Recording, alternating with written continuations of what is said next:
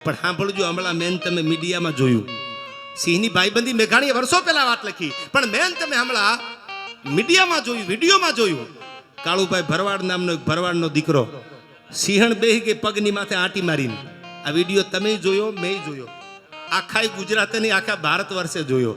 તમારે મારે આમ 15 ફૂટ 25 ફૂટથી આમ જોવો હોય ને તો તમને એમ થાય કે આહા, 14 વર્ષની ચારણની દીકરીની કવિતા મેઘાણીએ લખી, તડ ગજાવે ચારણ કની હાવજ ગરજે. એ તો વાત સાંભળી, આપણે કવિતા સાંભળી, પણ ઘૂઘવાટા મારતો જેથી આ ભરવાડના દીકરાને દબાયો.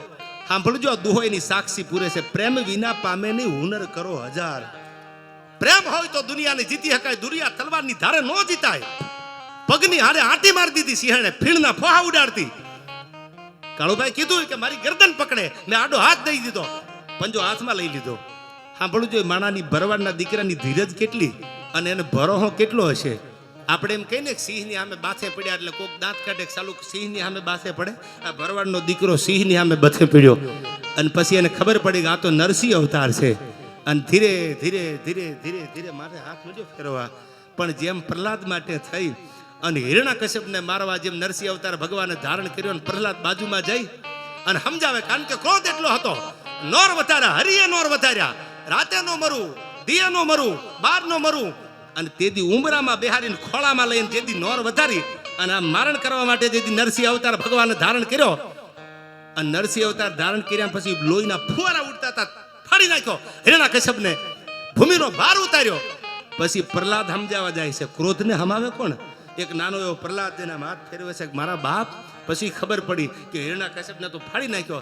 એમ ઓલે પગની આંટી લાગી ગયેલી. સાલું મને તો વિડીયો જોઈને પોપટભાઈ કહું તૂટવા માંડી કે સાલું આજ ખબર પડી કે હોરઠ ધરા જગ જૂની અને ગઢ જૂનો ગિરનાર, જે હાવજડા હેંજણ પીએ એના નમણા નરને એના હેઠા પાણી પીધા હોય આમાં એવા જ હોય. પગની આંટી લાગી ગયા પછી ધીરે ધીરે ધીરે ધીરે કેહવાળીમાં હાથ ફેરવે છે. સિંહણ હતી, ગરદનમાં હાથ ફેરવે છે, મારા બાપ હવે મારું તો તું જીવાડ્યું તો તું હવે મોતના મોઢા સામે બેઠો હતો. સાહેબ 15-20 મિનિટ હાલ્યું અને પછી તો મને લાગે છે કુદરત હોય ને, પ્રેમ વિના પામે ને હુનર કરો હજાર.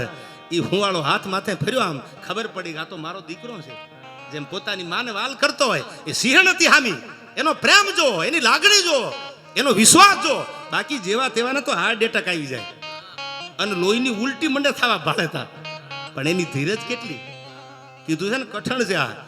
ખોરા કેવા વગડામાં રહીને જીવ્યા હોય, ભગવાન ઉપર ઠાકર ઉપર ભરોહો એટલો. હે નગા લાખાના ઠાકર, હે દ્વારકા વાળા, હે મારા બાપ, આબરૂ રાખજે, લાજ રાખજે. અને પછી આમ હાથ ફેરવતો, તમે નક્કી કરો પગની આંટી લાગી ગઈ હતી ગોપાલ, એ સિંહણ ઊભી થઈને પાછી હાલતી થઈ ગઈ. આથી દુનિયામાં પ્રેમનું બીજું પ્રતીક ક્યાં જોવા તમને મને મળશે? એક જનાવરને, એક સિંહણને, એક સિંહને ખબર પડે કે પ્રેમ કરે. એટલે હું કહું છું કે દુનિયા જીતવા માટે તરવારની જરૂર નથી, પ્રેમની જરૂર છે. અને આવો પ્રેમ કરવા આપણે બધા મળ્યા છીએ.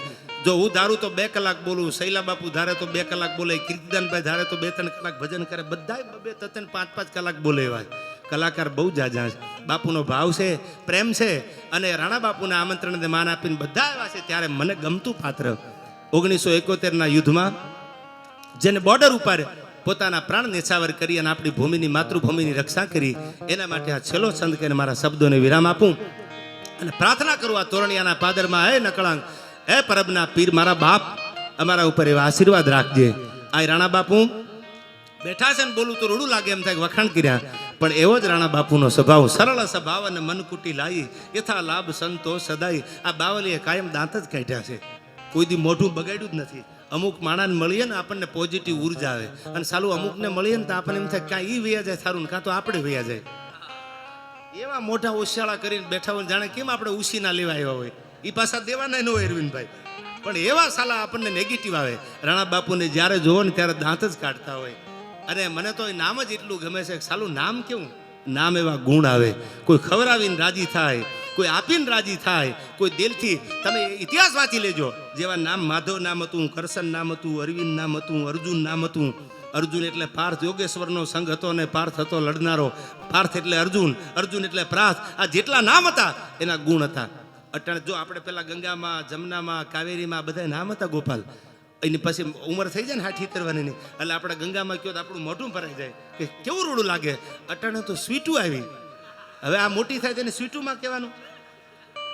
ચિંટુ આવ્યું. હવે તમે નક્કી કરો સાલું નામ ક્યાં વહી ગયા. ચિંટુ ને પિન્ટુ ને મોન્ટુ ને આપણને સાલું એમ થાય કેવા કેવા નામ હતા. નામમાં ક્યાંક ભગવાનના નામ આવતા હતા. મારું નામ તો મને કોઈ હું નામ નહીં તો મને કોઈ પૂછ્યું કે આ દેવાયત નામ છે તો મને કે આ તો બહુ જૂનું નામ નહીં. મેં કીધું મને બહુ ગમે છે આ દેવાયત નામ. ભલે જૂનું નામ છે મારે એમાં કાંઈ સુધારા કરવા નથી. આ દેવાયત બરોબર છે કારણ કે મને ખાલી સાંભળું ને દેવાયત બોદરની વાર્તા હતા રૂવાડા ઊભા થઈ જાય. હા હા પોતાના દીકરાને આપી દીધા આંખું કચડી નાખી. દુનિયા જાકારો દિયન રાખે નહીં ઘરમાં રાણ તેદી માથા હાટે મૂલવે એ તો આઈર તમારા હેંથાણ. અને બીથી બીજો દો હકાવ તો દેવા તે પુત્ર દિયો. કોણ દેવાય? જાવા લીધર બોલીદરના પાદરમાં દેવાય. દેવા તે પુત્ર દિયો જેદી ગઢ રાખણ ગિરનાર. જેથી જુનાગઢને જરૂર પડી ને તેથી દેવાય બોદરે પોતાનો દીકરો આપી દીધો. દેવા તે પુત્ર દિયો જેથી ગઢ રાખણ ગિરનાર. અરે તે તો વંશને રાખ્યો વણાર અમારો માંગણ વાળો મેપડા હે મેપા મોભ. આ ઈ નામ છે. એમ નામના ગુણ હોય. તમે જોજો જેના નામ ગોપાલ નામ છે કેવા ભજન ગાય છે. આ તમે તમારી સામે દાખલો છે. આ પોપટભાઈ છે જો કેવું મીઠું મીઠું બોલે છે. આ તમારી સામે દાખલો છે. આ નામના ગુણ આવે. આ તમે નક્કી કરી લેજો. અન્ન ખાવ ને ઓડકાર આવે. તમે ઓનિયન ડુંગળી ખાધી હોય તમને એનો જ ઓડકારો આવે. તમે જે ખાવ એવો ઓડકારો. આપણે બહુ જૂની વાત છે આમાં. કોઈ હું ડાયો છું તમને નથી ખબર પડતી વાતમાં માલ નહીં. પણ નામ એવા પાડજો કે તમે એમાંથી કંઈક લઈ શકો. અને ભણતર education is the best weapon. એ બરાબર છે મોટું હથિયાર છે ભણતર. પણ અરવિંદભાઈ ભણતર આરે સંસ્કાર આપજો. અટાણે આપણે કિસ્સા જોતા હોય છે બાપને આહુડા પાડવાના દી આવે છે.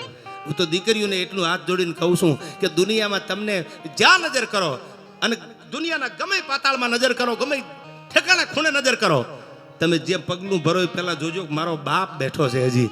અને મારા બાપને એક શર્ટ હતો ને આપણો શર્ટ આ પેરણ પહેરવાનું એને કોઈએ ખીતીએ ટીંગાડ્યું એટલે પડી ગયું નથી. એટલે સાંભળજો બહુ સમજદાર જે સમાજ તમે બેઠા હોય મારી સામે એટલા પ્રસંગ કહું. એટલે બીજી વાર કોઈ પેરણને ટીંગાડ્યું. આ શર્ટ હતો પહેરવાનું ટીંગાડ્યું પડી ગયો. બીજી વાર ત્રીજી વાર કોઈ ટીંગાડ્યો રાણા બાપુ પાછો પડી ગયો ખીતીએથી. એટલે કોકે કીધું કે આ શર્ટ ખીતીએથી કેમ પડી જાય છે. એટલે કોકે જવાબ આપ્યો કે શર્ટને પહેરવા વાળો તો દુનિયામાં નથી રહ્યો. એ જીવો ત્યાં સુધી આ કોલર ઊંચા જ રાખ્યા છે એટલે ખીતીએ નહીં ટીંગાય. મારા બાપ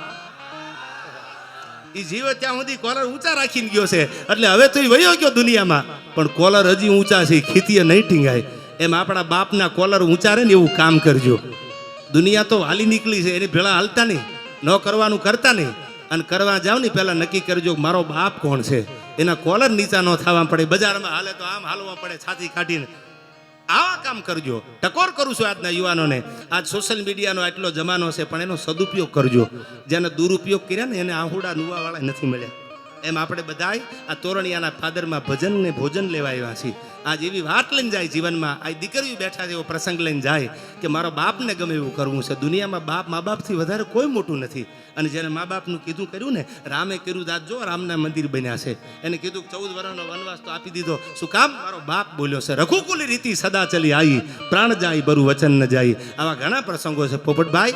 પણ 71ના યુદ્ધમાં પોરબંદર બરડાનો મેરનો દીકરો નાગાજણ સિસોદિયા જેનું નામ આજ પણ તમે રાજકુમાર કોલેજ આરકેસીમાં જાઓ. આરકેસીના સ્ટુડન્ટ હતા. નાઇરોબીમાં જન્મ થયેલો આફ્રિકાના.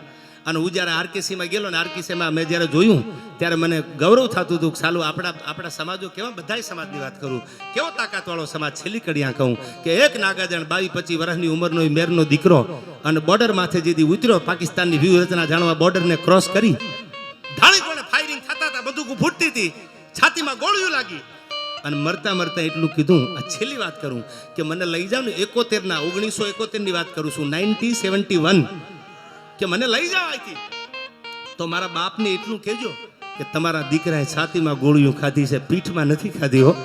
જોજો મને અગ્નિ સંસ્કાર નહીં દેવા દે. મારા બાપને જો ખબર પડી જાય કે મારો દીકરો ભાગ્યો ફારોટના પગલા ભર્યા તો મારો બાપ મને અગ્નિ સંસ્કાર મોઢવાડાના પાદરમાં નહીં કરવા દે. મારા બાપને કહેજો કે તારા દીકરાએ હામી છાતીએ ગોળીઓ ખાધી છે. આટલું બોલી 1971ના યુદ્ધમાં માણસે ખોળિયું ખાલી કર્યું. તિરંગામાં ડેડ બોડી વિટાળી અને આજનું પોરબંદરનું મોઢવાડા ગામ આજ પણ મોઢવાડાના પાદરમાં જાવ ટીચિયું ઊભું છે ને. અને મોઢવાડાના પાદરમાં એકે તે ઉથાપિયા ટીંબા જામ તણાઈ નાથા મોઢવાડિયા જેવા નાથા ભગત જેવા. અરે 11 મેર અભંગ લોકોમાં લેખાત. અરે નાથા જન્મનો થાત તારો વંશમાં વાસિંગ રાઉત જો નાથો મોઢવાડિયો ન હોત ને તો દુનિયામાં ઓળખ ન થાત. નાથા ભગત જેવા એ મોઢવાડાના પાદરમાં ડેડ બોડી આવ્યું અને આમ જ્યાં તિરંગો આંગો કર્યો પોપટભાઈ પણ ત્યાં તો છાતીમાં ધાણિયું ફૂટે એમ ગોળી લાગી ગયેલી.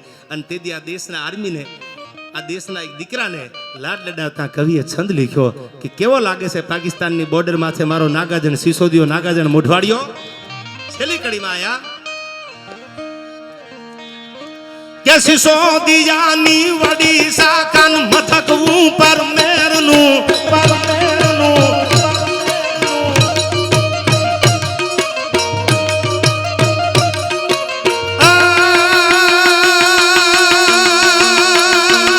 સિસોદિયાની વડી શાખા સિસોદિયાની વડી શાખાન મથક ઉપર મેરનું લડવા તણી વીરતા ને રીન વટક લેતા વેરનું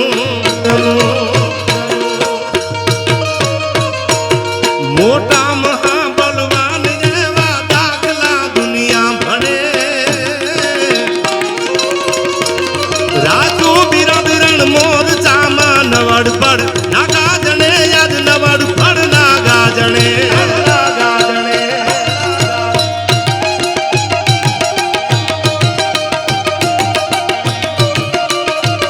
મારું તોરણિયા રવિભાઈ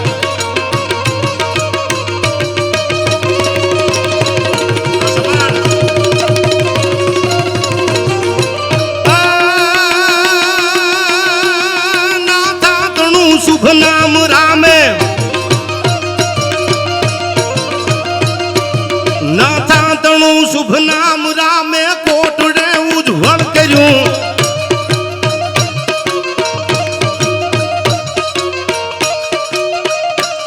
એ બને બહાદુરો તણું તે કાળ જૂટા ઢું કર્યું તે તો ચડાવ્યા અમર પાણી ઘણમુલા વરસે ઘણે રાજુ બિરાદરણ મોરચામાં નવડ પડ નાગાજણે યાદ નવડ પડ નાગાજણે યાદ નવડ પડ નાગાજણે. આવી ઘણી બધી વાતો છે આપણા પરબની લઈ લ્યો, આપણી સનાતનની વાતો લઈ લ્યો, બધાયને ન્યાય મળે. મેં કીધું એમ એક પછી એક કલાકારોને સાંભળવા જેવા છે. કોને ન સાંભળી? શૈલા મહારાજને તો હું નીચે બેન સાંભળતો. ક્યાં બાપુ બેઠા છે ને, એવો સાધુડો છે.